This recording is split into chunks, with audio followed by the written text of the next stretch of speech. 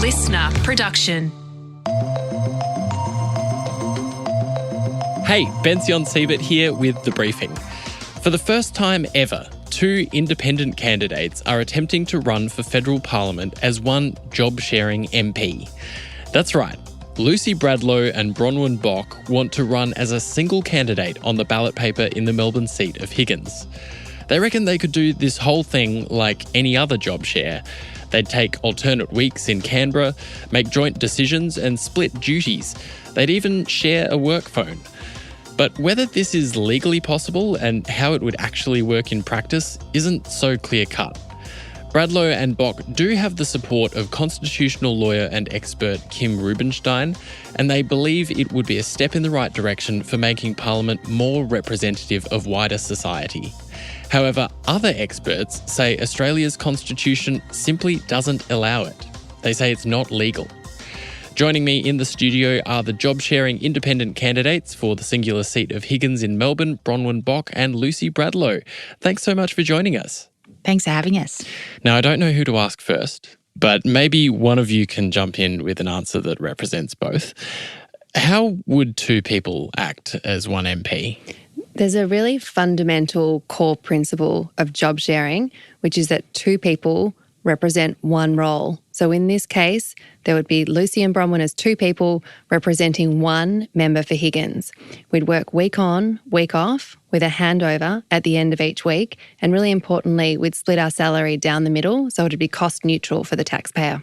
And I should say that was Bronwen speaking.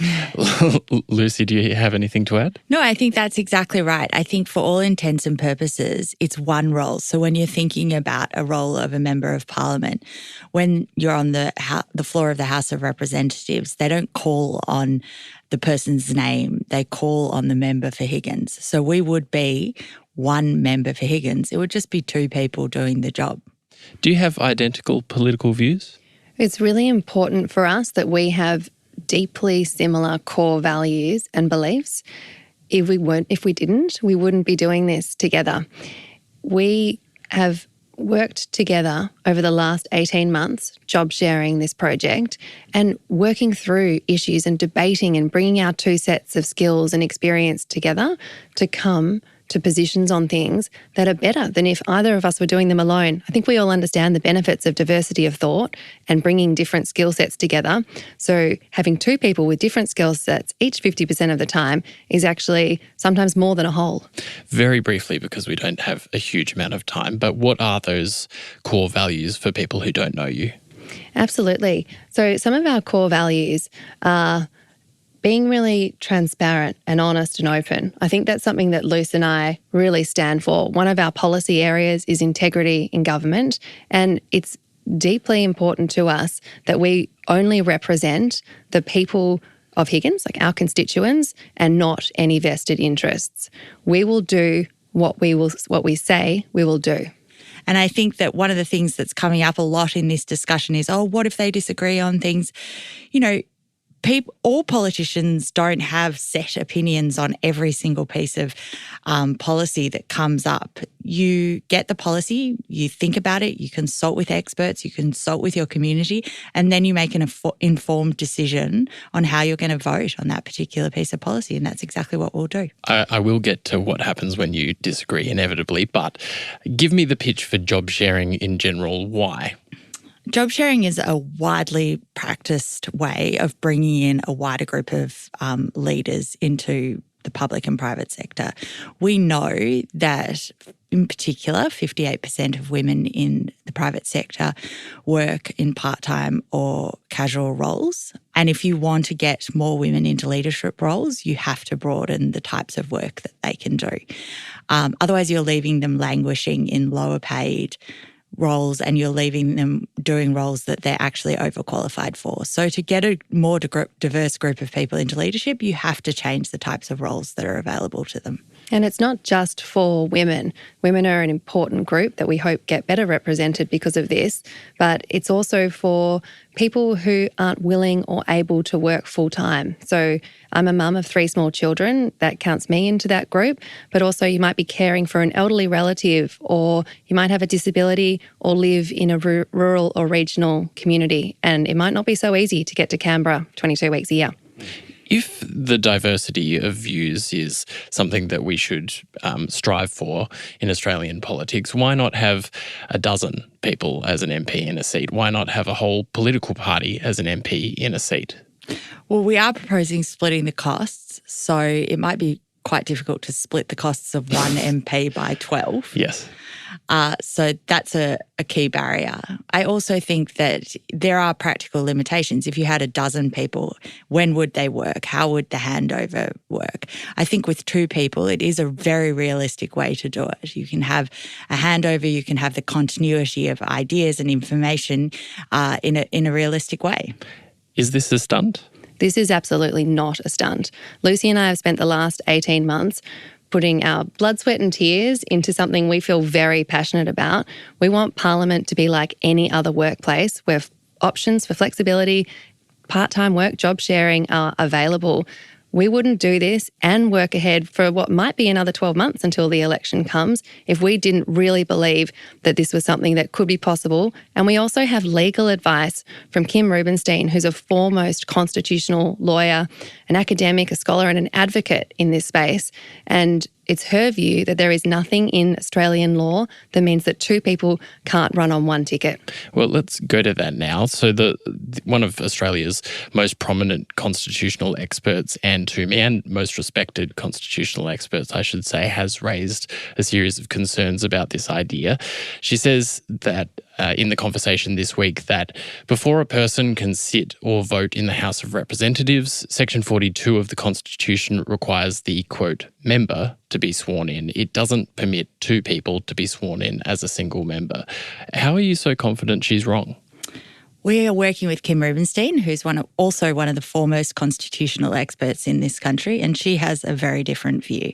The Constitution is a living document, and it's not up for Anne Toomey to decide. It's up for the High Court to decide what the correct interpretation of that is. Is that, you think, where we're headed if you do get elected? If the government don't put 2 lines on one form, it won't make it very clear that it's possible to do. And we do hope they do that. They have said they want to be the best in the world for gender equality, but it seems unlikely at this stage that they're going to. So what might happen is that we'll put both of our names on the one line, and then if the Australian Electoral Commission were to reject our nomination, we would absolutely be willing to argue for the case in the High Court. Professor Toomey also says that the Constitution allocates a limited number of MPs, both per state and for the nation. And she says that you would have to get rid of another member elsewhere in Victoria if you had 2 MPs in one seat. Obviously, none of us are constitutional lawyers, so let's not go there. But if it were up to you, it wouldn't be, but if it were up to you, who would you kick out in Victoria? Oh, I love that question. Luce, are you going to jump in? I am a lawyer, and I would say that I would argue that she is incorrect in her reading, that we would not have to kick out anyone because we are not saying that there would be an additional member. We are being one member for Higgins. Have you been surprised by the reaction that's come from this proposal?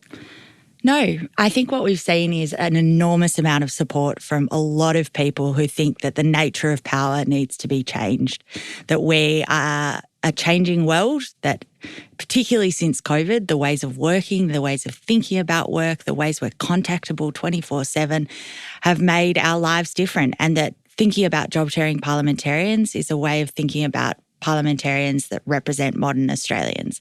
And really the main criticism we're seeing is from people who are already in the system, and changing the way we think about power threatens their roles and their positions. And of course they're going to be resistant to the idea of thinking about changing the way we think about power. What do you think is the gender aspect of this? Do you think that there's been some sexist commentary in relation to this issue? Do you know, from a gender perspective, one thing that Lucy and I would welcome is other people doing this as well. This is not just for us. This is not just for women. We hope men do it too. People of all genders would be welcome to run as job sharing. We don't think that there'll be all of a sudden an influx of job sharing candidates, but we do think it is one way to make Parliament more inclusive and more representative of the people it represents.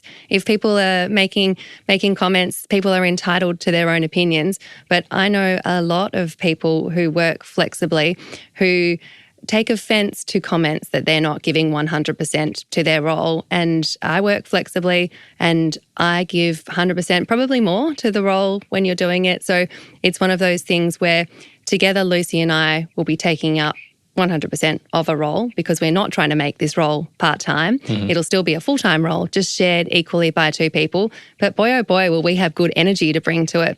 Can you imagine a second sitting week where you haven't been there the first week? People are exhausted after the first week. So we'll bring all sorts of good energy to it. So I'd say there's different lenses people will bring to this, but we welcome the inclusivity and the change it will bring. It's about time Parliament looks like any other workplace. I'd also say that we've been really pleasantly surprised by the number of people who have come up to us and said, oh, this is such a great idea. I'd love to job share. We had a male cameraman, for instance, yesterday who was filming us, and he finished filming and he said to us, oh, I'd love to job share my role, but it's really looked upon badly for men these days, for men to job share. Flexibility is so much more acceptable for women than it is for men. And if we can open this up to more people, particularly make it more gender neutral just by having this conversation, then what an amazing conversation to be having. Because we do hope it cascades down. Obviously, right now, we're running as job share members in federal Parliament, but we hope it cascades down through Parliament more broadly and, again, becomes more common in the private sector or broader public sector today. Well, you have started a fascinating conversation. Thanks so much for joining us on The Briefing. Thanks for having us. Lucy Bradlow and Bronwen Bock joining me there. That's it for The Briefing this afternoon. Check your feed again from 6 a.m. tomorrow for the latest news headlines and another deep dive. In the meantime, if you like what we do here at The Briefing, please tell a friend about the pod. I'm Bension Siebert. Catch you soon.